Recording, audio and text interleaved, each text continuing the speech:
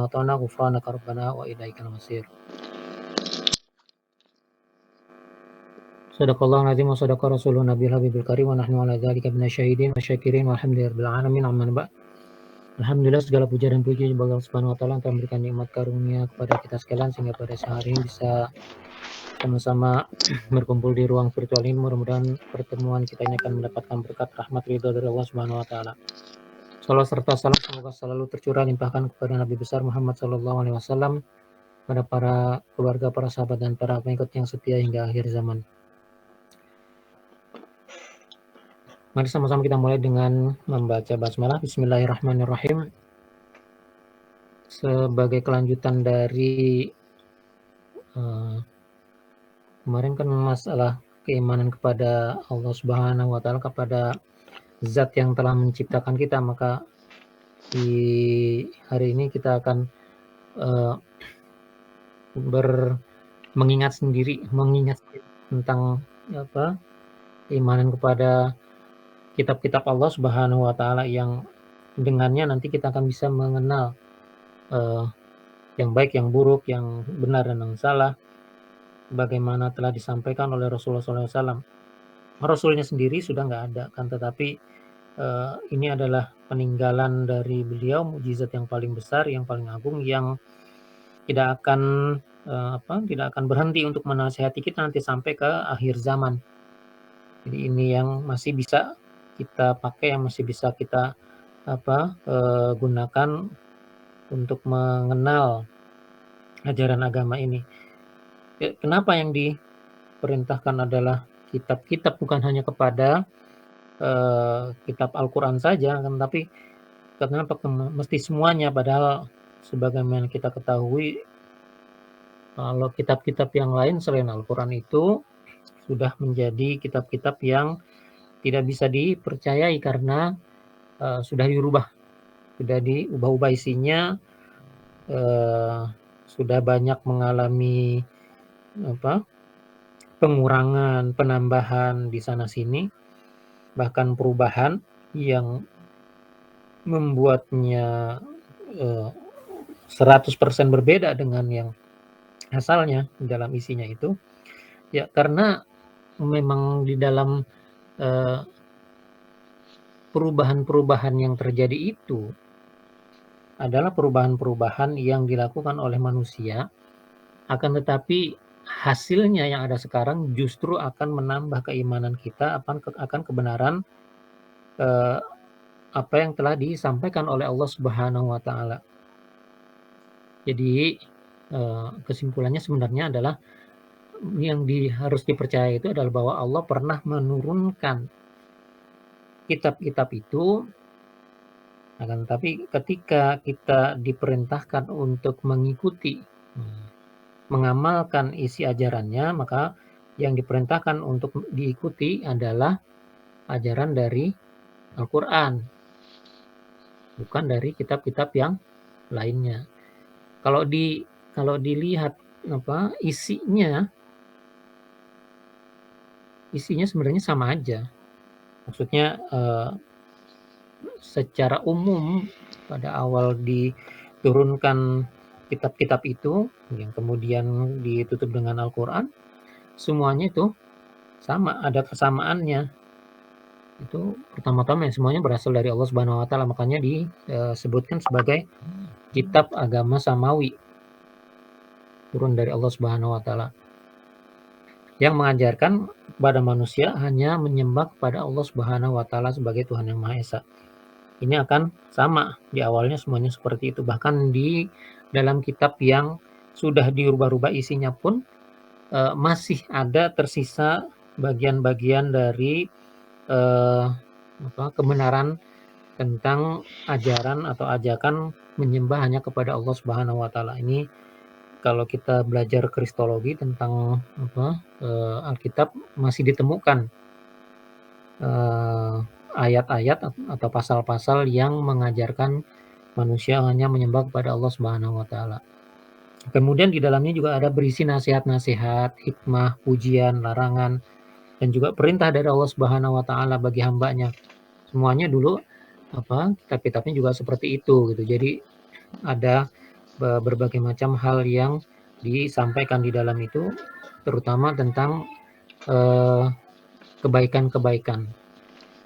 Jadi virtue-nya itu, nilai-nilai kebaikannya itu ada di dalam tiap kitab suci itu yang diturunkan oleh Allah Subhanahu wa taala. Dan di dalamnya juga ada ganjaran-ganjaran yang akan diterima kalau manusia itu menjalankan perintah atau melanggar perintahnya. Itu pasti ada. Jadi bahkan di dalam kitab-kitab yang sudah dirubah itu masih ada, masih terlihat, masih kelihatan jelas peninggalan-peninggalan dari perintah-perintah dan ganjaran-ganjarannya kalau dilanggar perintah-perintah Allah Subhanahu wa taala itu. Sebagaimana yang contoh-contoh kalau sebagian orang yang mendalami perbandingan berbagai macam kitab itu, ada yang namanya hukuman kalau orang melakukan hubungan dengan sesama jenis. Dulu kan ada kisah tentang Nabi Lut. Itu kalau yang dibilang kaum Sodom, dari negeri Sodom, makanya ada istilah sodomi itu dari situ kan. Nah, kalau perbuatannya berhubungan seksual laki dengan laki misalnya, berarti kan sebenarnya ya dengan perempuan juga sama itunya hukumnya. Nah, itu ada hukumnya. Kalau di dalam Alkitab juga ada, misalnya hukumnya di yang sampai sekarang masih ada itu adalah mereka itu harus dihukum bunuh. Jadi jelas dinyatakan di dalam Alkitab seperti itu gitu. Jadi kalau ada negara-negara atau orang deh yang beragama Nasrani, kemudian dia menyatakan berpegang kepada Alkitab, tetapi dia menjadi pengikut LGBT, apalagi ini yang orang-orang yang ada di sekitaran gerejanya misalnya yang LGBT itu jelas-jelas mereka menentang atau melawan perintah yang ada di dalamnya, dan mereka itu patut dihukum dengan hukuman yang ada di dalam kitab mereka sendiri adalah seperti itu, dihukum bunuh sebetulnya. Nah, ini yang kalau kita melihat secara jujur apa yang ada di dalam kitab-kitab yang datang dari Allah Subhanahu wa taala ya seperti itu. Jadi pada intinya sebenarnya bahwa yang namanya kitab-kitab itu pada saatnya adalah kitab-kitab yang menjadi pedoman bagi kehidupan manusia dalam kehidupan mereka di dunia ini. Nah, itulah yang jadi bagian dari bagian dari persamaan bagi tiap-tiap kitab yang ada di dunia ini yang dinyatakan diturunkan oleh Allah Subhanahu wa taala. Nah, itu kitab-kitabnya apa aja? Itu kan ada kalau yang kita kenal selama ini ada yang namanya kitab Taurat, ada dari kitab Zabur, ada kemudian kitab Daurat, ada kitab Injil, dan terakhir adalah Al-Qur'an. Tapi ada juga yang menyatakan bahwa lembaran-lembaran suci yang berupa disebutnya Suhuf Ibrahim dan Suhuf itu termasuk juga ada suhuf, lembaran-lembaran suci yang diturunkan kepada Nabi Adam, Nabi Sis dan Nabi Idris. Itu katanya termasuk juga. Barangkali kalau ada yang pernah mendengar cerita tentang Dead Sea Scroll, jadi itu yang gulungan-gulungan naskah yang ditemukan di sekitar Laut Mati. Nah, mungkin kisahnya adalah sekitaran itu gitu.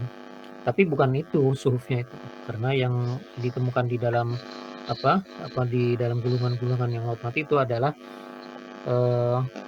perkamen yang ditulis diantaranya di atas kulit kambing yang kalau dihitung-hitung secara umur sejarahnya mereka itu adalah umur sejarah yang masih baru, bukan yang diturunkan sejak pada zaman Nabi Adam dan seterusnya. Ini akan lebih menarik lagi kalau kita bahas tentang bagaimana kejadiannya di masa yang lebih baru Jadi dari sekitaran abad 15 sampai dengan abad ke-20, cerita-cerita tentang bagaimana kitab-kitab yang diturunkan oleh Allah Subhanahu wa taala ini nanti akan mempengaruhi kehidupan manusia, bahkan sesudah kitab-kitab itu dirubah-rubah isinya, diubah-ubah isinya oleh manusia. Ya, insyaallah akan kita lanjutkan di pertemuan yang akan datang tentang bagaimana kita mengimani kitab-kitab yang diturunkan oleh Allah Subhanahu wa taala ini. Mudah-mudahan Allah Subhanahu wa taala akan memberikan kita kesempatan, kekuatan, ketabahan, keuangan yang cukup serta kuota yang memadai untuk pertemuan kita yang di masa yang akan datang. Untuk pertemuan pada saat hari ini kita cukupkan sampai di sini dulu. Apabila ada yang benar maka itu datangnya dari Allah Subhanahu wa taala, apabila ada yang salah maka itu datangnya dari kesalahan saya pribadi. Saya mohon ampun pada Allah, saya mohon maaf pada teman-teman semuanya. Kita cukupkan sampai di sini dulu dengan membaca hamdalah, alhamdulillahirabbil alamin. Kita tutup dengan membaca doa kafaratul majelis. Mudah-mudahan pertemuan kita menjadi pertemuan yang diberkati oleh Allah Subhanahu wa taala dan perpisahan kita akan menjadi perpisahan yang diampuni oleh Allah Subhanahu wa taala.